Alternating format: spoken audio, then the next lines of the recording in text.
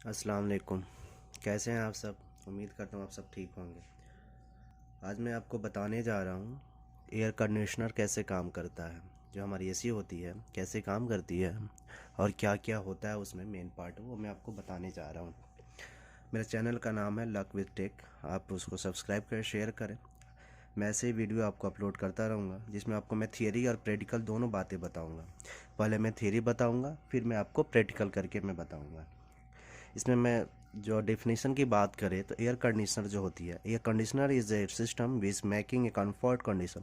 मतलब ये होता है कि कंडीशनर जो होता है एक सिस्टम होता है, उसमें बहुत सारे मैकेनिकल डिवाइस होते हैं, इलेक्ट्रिकल डिवाइस होते हैं, एक कंफर्टेबल जोन तैयार करते हैं। मतलब एक बंद रूम है, रूम के अंदर एक कंफर्टेबल कंडीशन तैयार करते हैं। इसका मतलब ये हुआ कि गर्मी का सीज़न हो या ठंडी का सीज़न हो, हमारे एसी दोनों तरह से काम करता है। अगर ठंडी हो तो वो गर्मी देता है और गर्मी हो तो ठंडी देता है।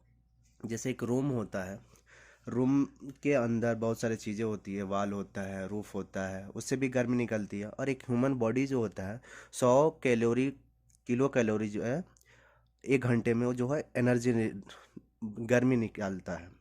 तो उसको क्या होता है, जो वहाँ पे टेम्परेचर बढ़ जाता है, क्योंकि बाहर की टेम्परेचर होती है 38 35 40 होती है, जिसकी वजह से अंदर की टेम्परेचर भी काफ़ी ज़्यादा हो जाती है और पसीने होते हैं, जिससे आदमी क्या होता है अपने आप को कंफर्टेबल फील नहीं करता।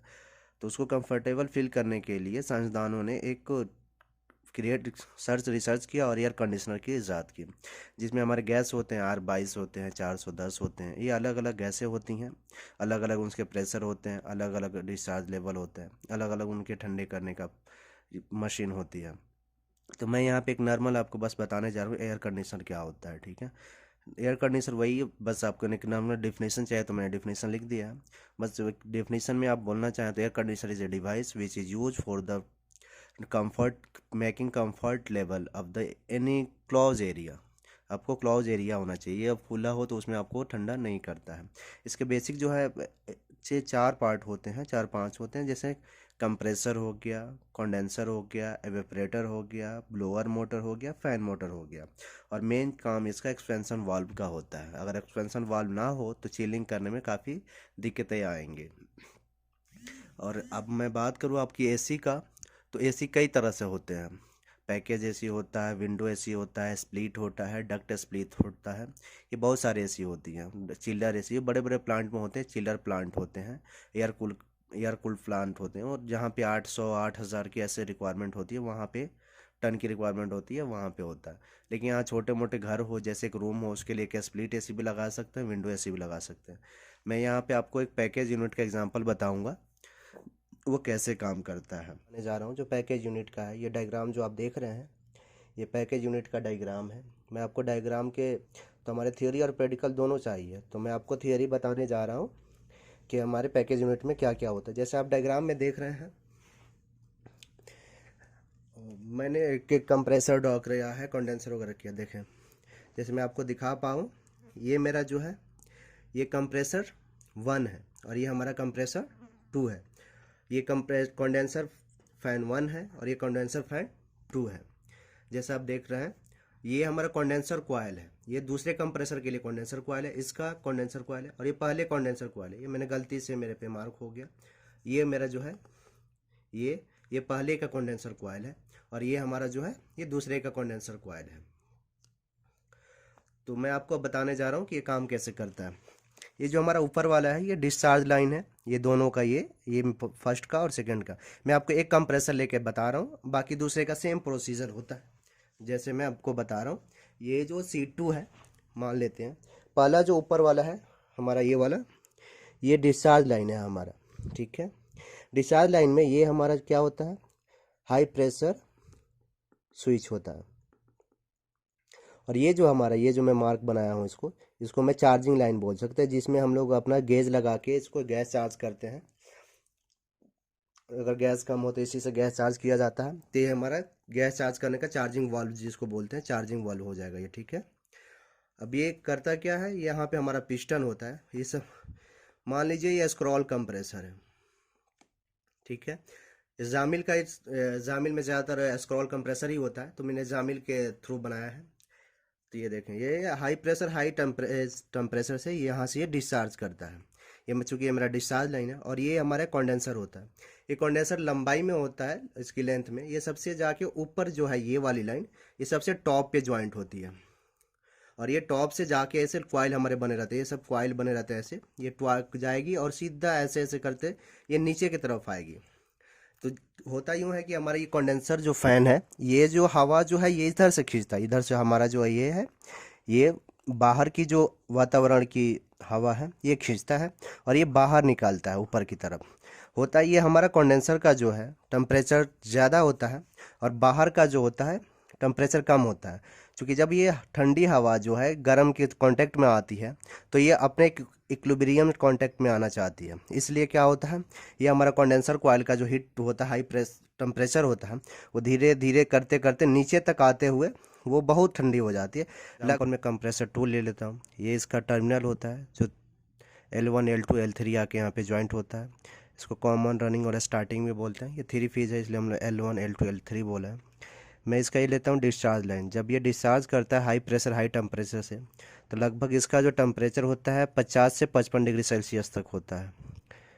ये 50 से 55 डिग्री सेल्सियस तक इसका टेम्परेचर होता है।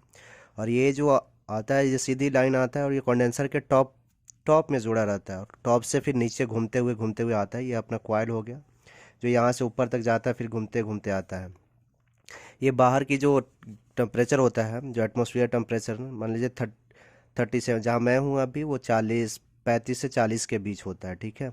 और ये जो इसका डिस्चार्ज होता है 50 से 55 होता है। इससे अगर करें तो ये हमारा जो डिस्चार्ज का टेम्परेचर है बाहर वाले टेम्परेचर से ज़्यादा है।